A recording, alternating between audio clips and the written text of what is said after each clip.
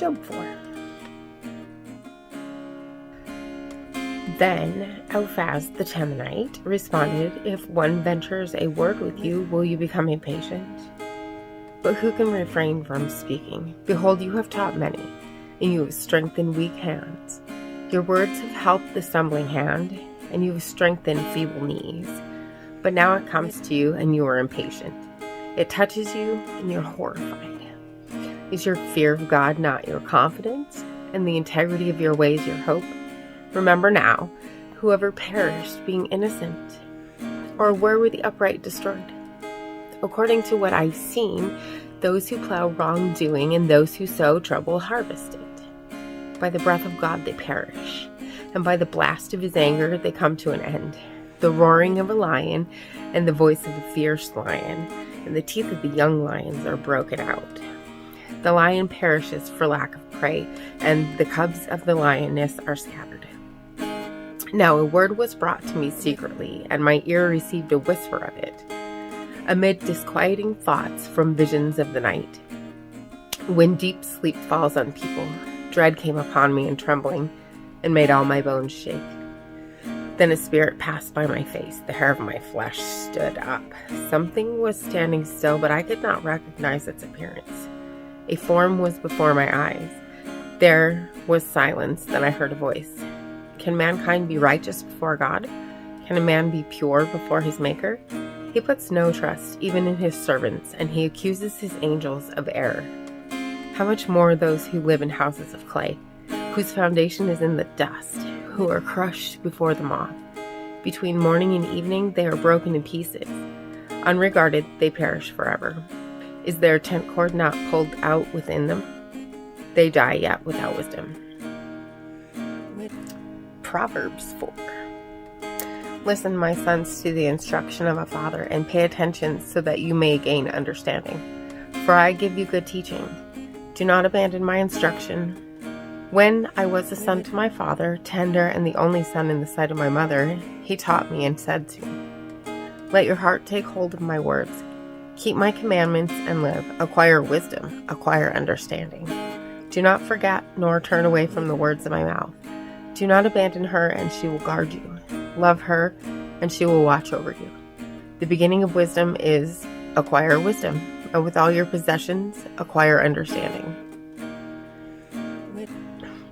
Prize her, and she will exalt you. She will honor you if you embrace her. She will place on your head a garland of grace. She will present you with a crown of beauty. Listen, my son, and accept my sayings, and the years of your life will be many. I have instructed you in the way of wisdom. I have led you in upright paths.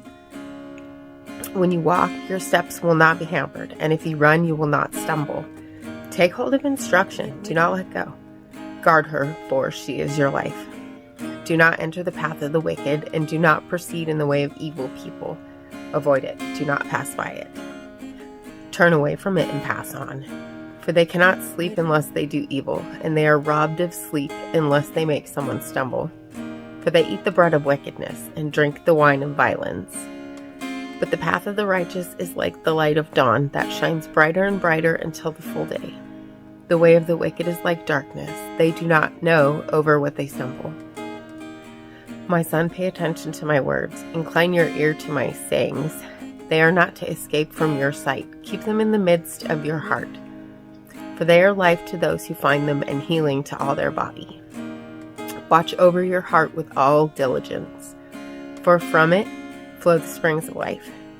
Rid yourself of a deceitful mouth and keep devious speech far from you. Let your eyes look directly ahead and let your gaze be fixed straight in front of you. Watch the path of your feet, and all your ways will be established. Do not turn to the right or to the left. Turn your foot from evil. And Ecclesiastes 4. Then I looked again at all the acts of oppression which were being done under the sun, and behold, I saw the tears of the oppressed, and that they had no one to comfort them. And power was on the side of their oppressors, but they had no one to comfort them. So I congratulated the dead who are already dead more than the living who are still living. But better off than both of them is the one who's never existed. who has never seen the evil activity that is done under the sun.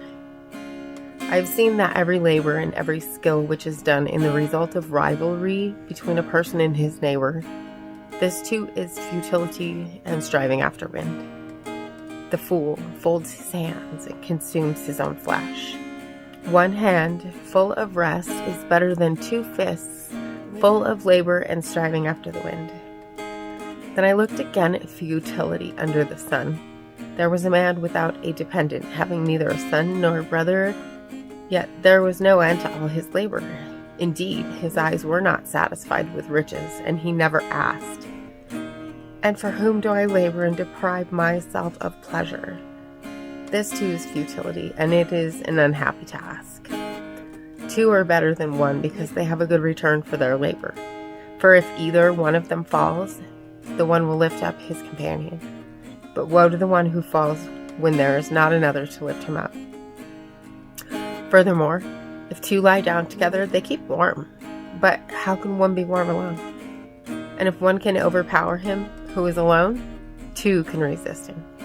A cord of 3 strands is not quickly torn apart.